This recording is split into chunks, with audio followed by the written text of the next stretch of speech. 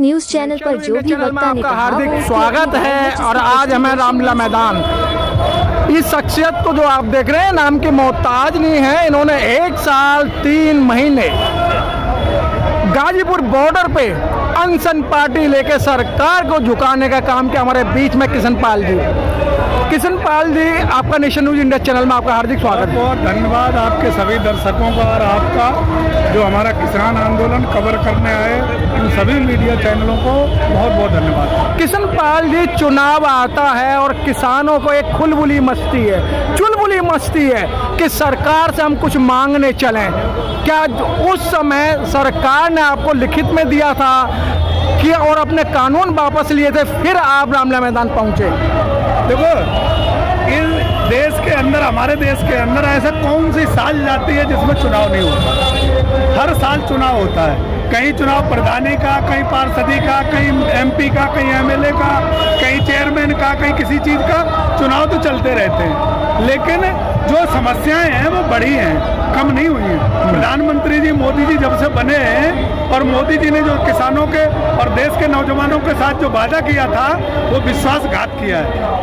इन्होंने कहा था कि किसानों की डबल आय करेंगे।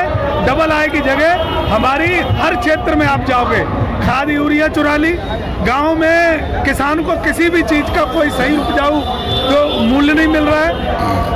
देश में किसान अगर सबसे ज़्यादा कहीं दुखी है तो देश का किसान है, देश का नौजवान है। और सबसे ज़्यादा मोदी जी ने जब 2014 में आए थे या 2019 में आए थे तो किसानों के और नौजवानों के साथ जो वादा किया था उसमें मोदी जी ने इनके साथ विश्वासघात करने का काम किया है। इसलिए लोग परेशान हैं। चुनाव को नहीं हमें पता, लेकिन दर्द और पीड़ा हम समय समय पे अपनी बयां करते रहेंगे। देश के हर जो हमें संविधान ने अधिकार दिया उसकी लड़ाई हम लड़ते रहेंगे। किशन पाल जी, आपने एमएसपी की बात की थी तो सरकार ने कमेटी बनाई ना आपके लिए? कमेटी बनाई ना, हाँ। लेकिन उस कमेटी में कौन है और क्या हुआ? अब तक कुछ नहीं हुआ। प्रधानमंत्री जी ने जिस तरीके से सत्ता पे हासिल होके और सिर्फ अपने उद्योगपति मित्रों के लिए काम करते हैं, ये देश का किसान अब हद हो गई देखने की। आज बताओ, 2021 में आंदोलन चल रहा था, कमेटी बनाई, उसके बाद आज दिन तक उस कमेटी की कोई वार्ता नहीं हुई, कोई चर्चा नहीं हुई। और कमेटी में कैसे लोग रखे तो प्रधानमंत्री जी की नीति साफ नहीं है। इसलिए देश का किसान पीड़ा हो रही है, उसको दुखी है। उसकी जो वादे किए थे वो हम हमेशा याद दिलाने आते रहेंगे और हम वादे भी पूरे करवाएंगे, समय चाहे जितना लगे। सर, एमएसपी की बात करें, कमेटी ने उन्हें बताया कि एमएसपी अगर हम किसानों को देते हैं तो देश दिवालिया हो जाएगा। देश दिवालिया किसानों को एमएसपी देने से नहीं होगा। देश दिवालिया अपने मित्रों का कर्जा माफ करने से होगा। जो उद्योगपतियों के बॉन्ड के माध्यम से हजारों करोड़ रुपए बीजेपी ले रही है, उससे दिवालिया होगा। अडानी के और अंबानी के और उद्योगपतियों के जो हजारों करोड़ रुपए माफ किए गए, देश उससे दिवालिया होगा। देश किसान और नौजवानों से दिवालिया नहीं होता। इस देश को आज़ादी के बाद अगर किसी ने ये यहाँ तक लाया है खींच के, तो देश के नौजवान और देश का किसान।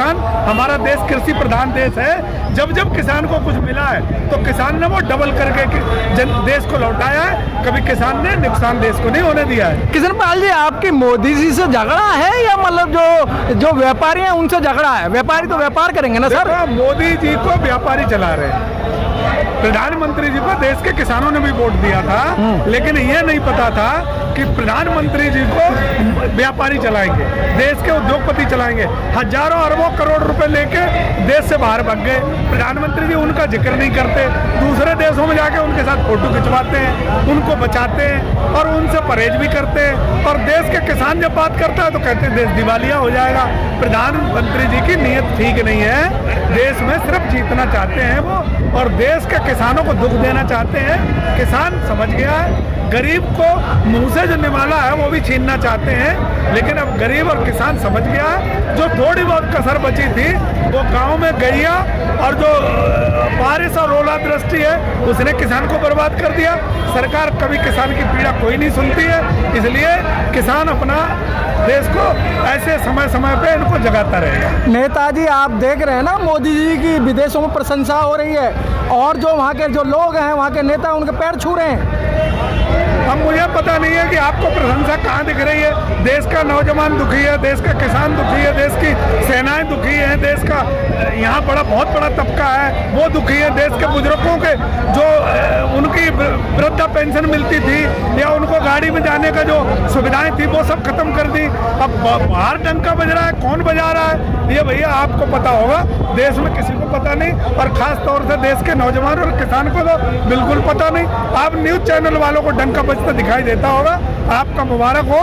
लेकिन मोदी जी जब से आए हैं देश परेशान है, देश दुखी है। मात्र कुछ उद्योगपतियों के हजारों करोड़ रुपए माफ किए गए, वो डंका बजा रहे हो तो पता नहीं। आपको नहीं लगता है कि मोदी जो बाबा हो रही है और सारे देश जो है उनकी आइडियोलॉजी को ले रहा है? देखो भैया, न्यूज चैनल वाले पैसे लेते हैं और पैसे लेके किसी की डंका बजाओगे तो बजेगी, लेकिन सही में जमीन पे अगर जानकारी मोदी जी को बताओगे तो मोदी जी का जमीन पर कुछ नहीं है। जो गरीब माँ के बेटे थे वो मुझे लगता है उस माँ को भी उन्होंने छोड़ दिया, उन भाइयों को भी छोड़ दिया, उस स्टेशन को भी छोड़ दिया, वो सब जगह मोदी जी ने छोड़ दी जो गरीबी से ताल्लुक रखती थी। सर आप जैसे मोदी जी अब 1.5 लाख का पेन लगाते हैं, 10,000 का चश्मा पहनते हैं, 40,000 वाले मशरूम खाते हैं और 10 लाख का सूट पहनते हैं। मोदी जी का गरीबों से कोई सरोकार नहीं है। तो क्या लगता है कि मतलब एक गरीब माँ का लड़का अगर प्रधानमंत्री बन गया, बेटा बन गया, बेवकूफ़ी थी, हमारा भला किया करेगा, लेकिन हमें पता नहीं था,